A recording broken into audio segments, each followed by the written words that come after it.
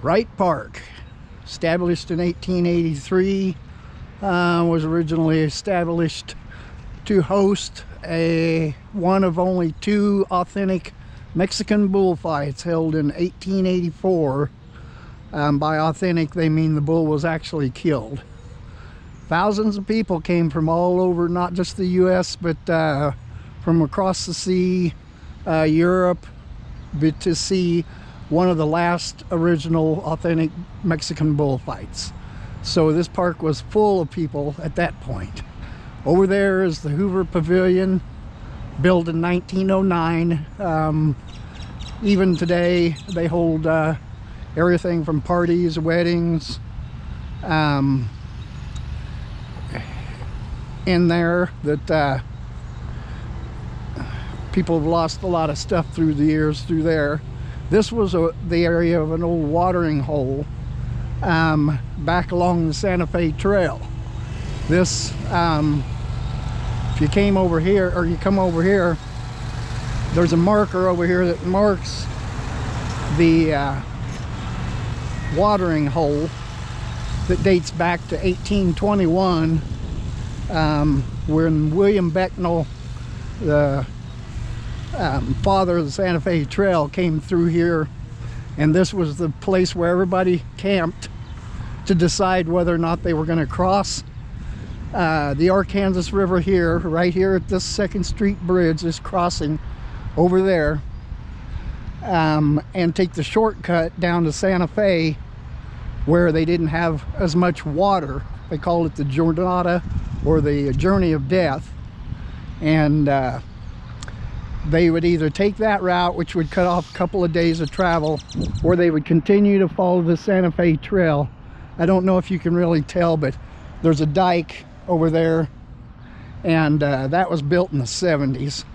There's never really been any water in the Arkansas River since then, which happens to run right there alongside the park. And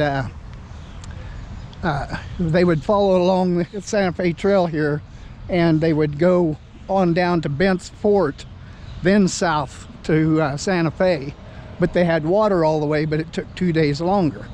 So right here's where everybody camped to decide whether or not they was going to make that crossing.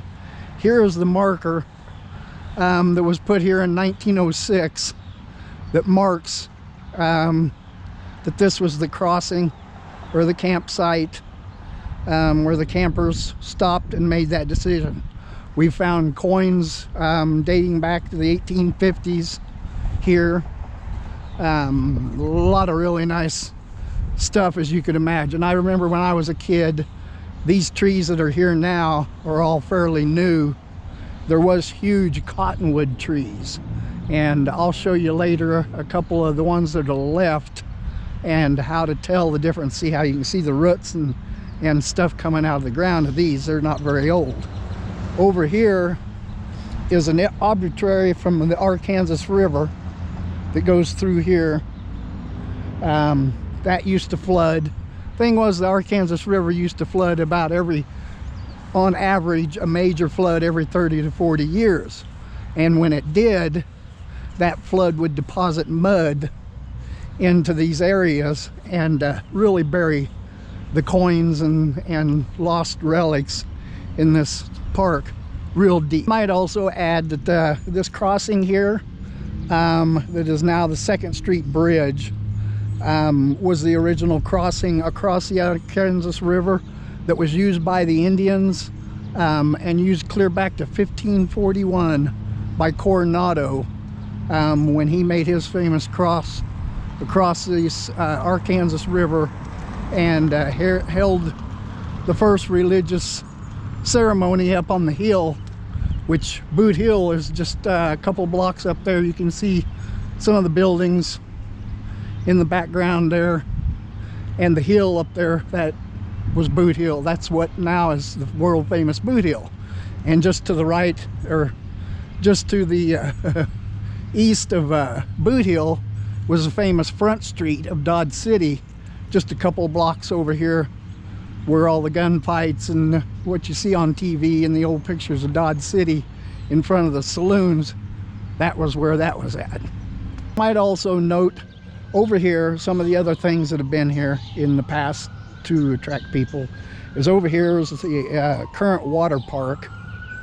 That was part of the old campsite. I found many old coins and stuff when they did that construction. But that used to be a swimming pool when I was a kid, back in the 60s.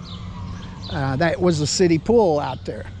And just on the other side of the zoo here was McCarty Speedway, one of the first racetracks in Dodge City, dating back to the early 1900s.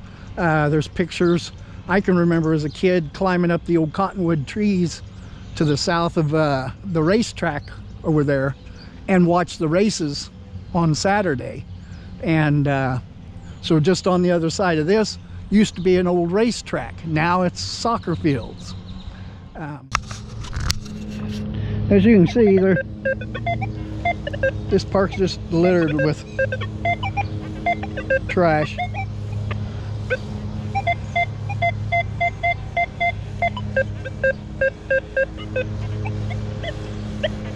Okay, and this is over, like I said, that dike over there was only built in the 70s. It used to be just flat straight down to the Arkansas River. It would flood into here. This wall right here was built in 1933. It's roughly 24 inches tall. I've measured it. And as you can see, the ground out here, it used to be level inside. But all those years of flooding has filled in all this dirt, mud through the years. And it tapers off to the south towards the Arkansas River.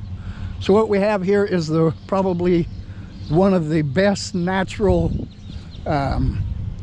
test gardens anybody could ever imagine. We know there's old coins here because we proved it goes clear back to 1541, bullfight of 1884, William Becknell's campsites from the 1820s on the Santa Fe Trail all the way up. Then it tapers off here to the south.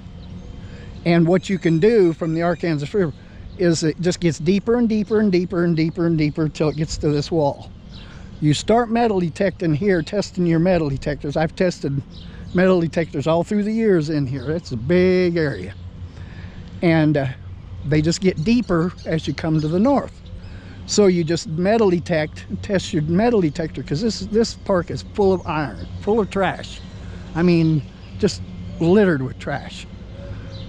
You come across here, you go as far as you can here to the north until your detector stops hitting coins.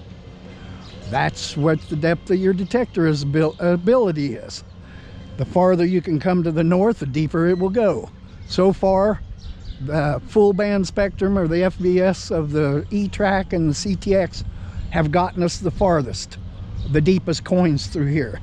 Right now, you know, there's coins right here buried that have been here since the early 1800s. But you can't get to them because they don't make a detector that'll go that deep yet.